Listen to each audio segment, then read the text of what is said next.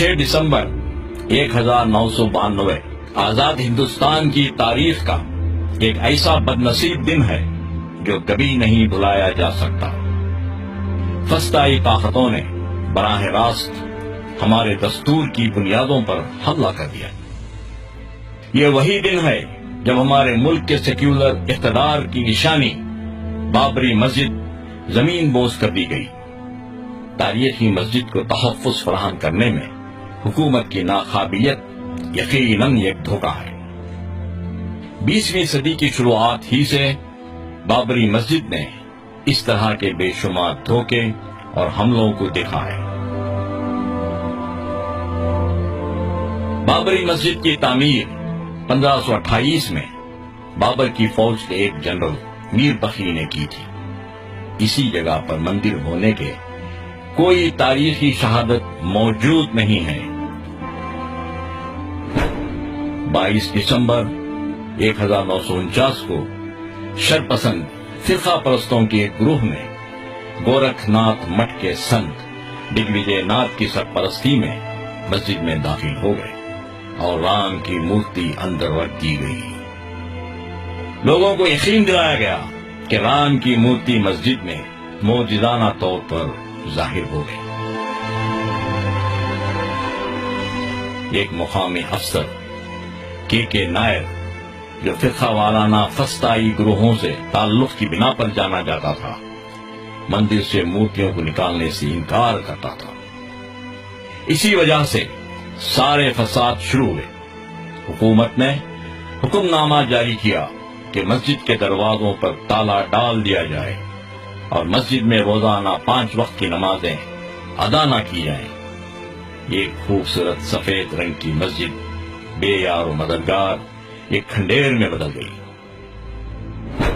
1986 بابری مسجد نے ایک اور دھوکے کا نظارہ کیا جب ضلع جج نے حکم صادر کر دیا کہ مسجد کے دروازے وہ پوجا کرنے کے لیے کھول دیے جائیں۔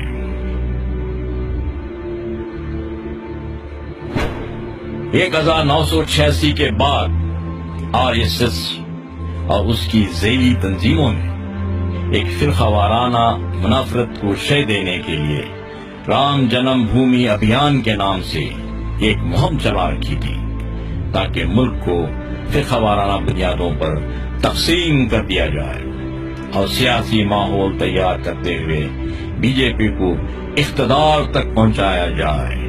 ستمبر 1990 میں B J P leader LK Advani نے ایودھیا تک ایک رتھ یاترا شروع کی، جس کے نتیجے میں ملک کے مختلف مقامات پر سینکڑوں مسلم مخالف فسادات ہوئے۔ بالآخر RSS کے اپنے منصوبے میں اس وقت کامیابی ملی جب 1991 کے دوران بی جے پی اتر پردیش میں کامیاب ہوئی۔ 6 دسمبر 1992 کو VHP، BJP اور RSS کی دیگر ذیلی تنظیموں نے مل کر ایک ریلی نکالی جس میں VHP اور BJP کے کارسیوکوں سمیت لاکھوں کی تعداد میں مسجد کی جگہ پر جنونی طور پر جمع ہو گئے۔ اڈوانی، مرلی منوہر جوشی اور اما بھارتی جیسے BJP لیڈرز اشتعال انگیز تقریر کرتے ہوئے کارسیوکوں کو مسجد منہدم کرنے کے لیے ابھار رہے تھے۔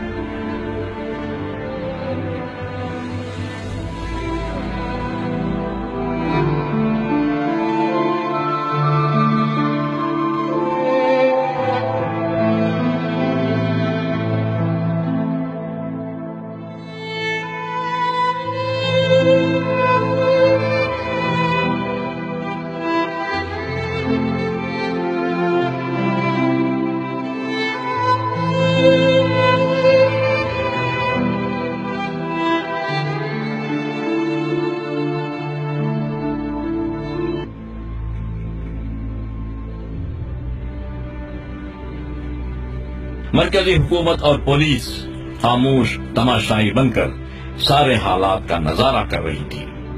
فیصلہ کن موڑ پر پہنچتے ہوئے کار سیوکوں نے بابری مسجد کے گنبدوں کو مسمار کر دیا اور ایک مندر منتقل کر دی۔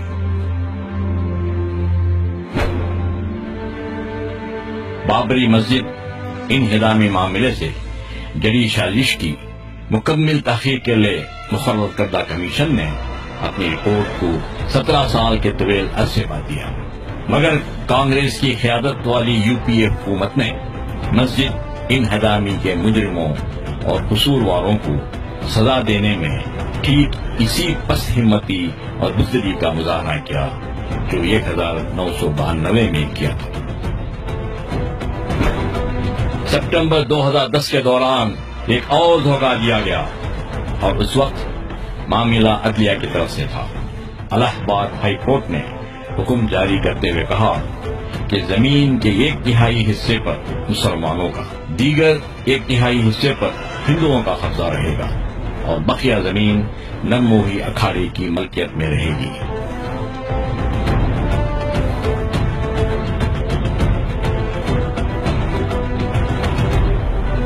اب معاملہ سپریم کورٹ میں موجود ہے۔